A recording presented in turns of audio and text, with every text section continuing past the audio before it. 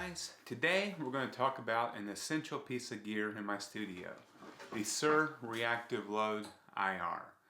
Guys, I've done, I don't know, close to 90 videos so far, and all but one, the Suhr Reactive Load IR, has been the load box I've used to get those tones on my videos. If you're an amp lover, an amp owner, which if you watch my channel you know I am, to me it's a must-have device.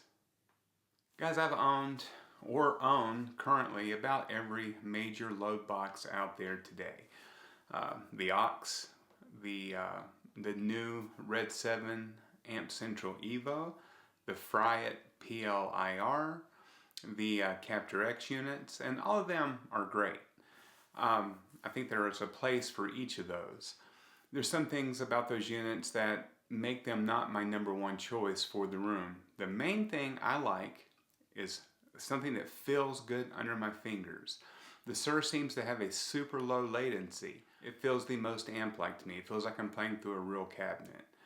I don't like a lot of apps and bells and whistles. I want something that's simple, reliable, and feels and sounds great. I'm always looking for my gear to do one thing, and that's make me not think about it. I want to be able to play my guitar, play my amp, and be inspired to play my best. And anytime that I have to deal with apps and just all kinds of unnecessary things, my mind is there and I start tweaking and I go down that rabbit hole, and I just don't want to do that anymore. Alright guys, let's do a overview of the unit here, okay? So basically we have a rotary dial here. This is the IR selector. You have 4 banks of 4 IRs in each bank, so 16 total IRs. This is a headphone volume, you have a headphone input jack, and you have an aux in where you could stream in some backing tracks or something like that, and of course control the volume. Over here, this is the DI level. So normally I keep this between 11 and 12, seems to work for me for most situations. So that's the signal you're sending out to your DAW, to your interface. Here we have a boost switch, so maybe if you're using a low wattage amp, you need to give it a little extra something, just pop that up there. And here at the bottom we have a high cut.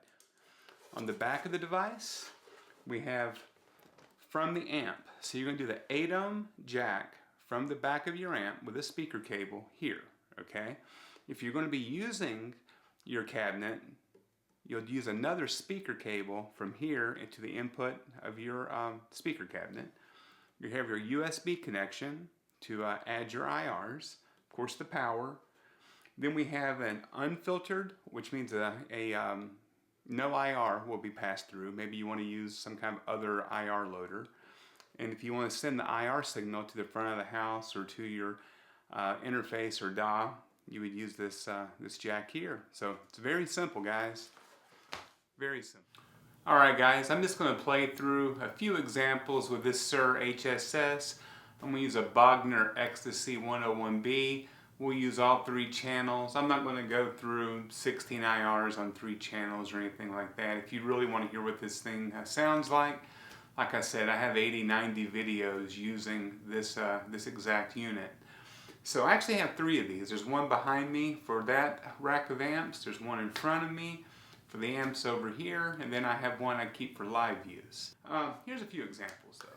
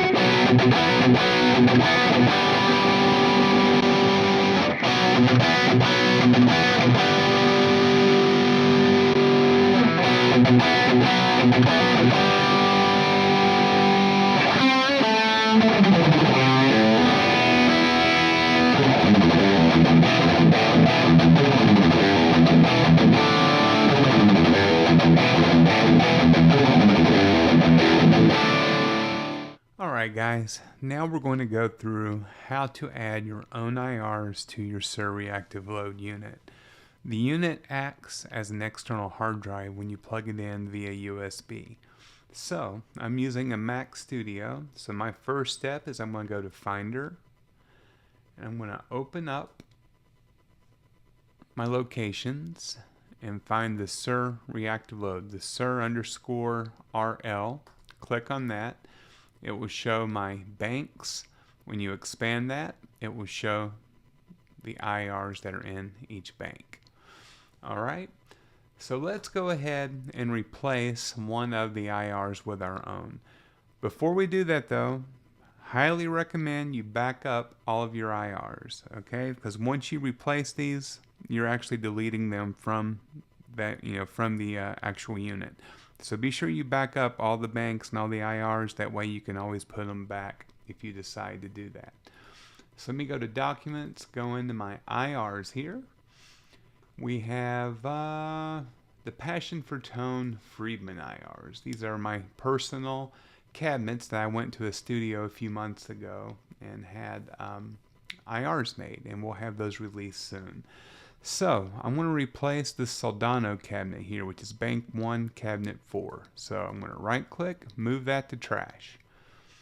Come over here and we'll just take this top one, drag and drop it over. It's now loading into the reactive load. Alright, it is now moved over. Be sure when you're finished, you want to eject the drive, power down the unit for a few seconds, power it back up, and you'll be ready to go with your new IR.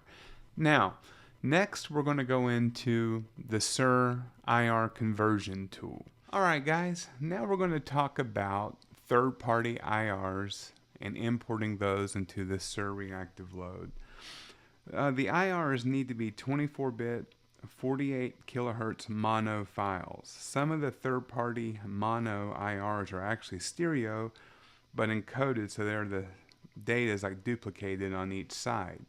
So Suhr has a converter that you can use to convert those third-party IRs into a format that will actually work with the unit.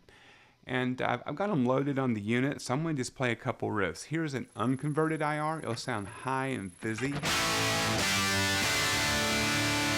here's the same IR converted.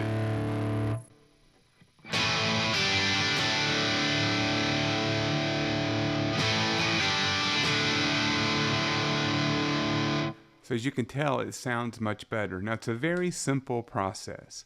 Okay, you open your software, the Suhr IR Converter software. I spoke to Suhr yesterday, and they did not want me to post the download link because that could change. They would just like for you to email customer service, and they'll gladly send the software link over to you. So I'll post that here on the screen for you, and I'll also post it in the description of the video. So let's go through the process. It's very simple, very quick. So you open your software, go to the top here, and select your source file. So the IR that we were using is from Jim Lill. It's actually a Tom Bukovac IR from the left. I don't know what that means, but it's from the left. I guess the left speaker of the 212 cabinet. So we choose the IR, choose Open. It places it here. Select where you want the file to be saved. I have a folder here for converted IRs. Hit Open. Alright, then start conversion. It's very fast. Already done. Go back to that folder, which is up here.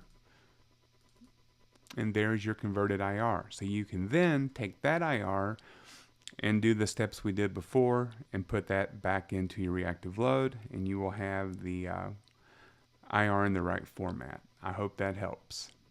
If you like this video, please click like. If you like my channel, please subscribe. Thanks for watching.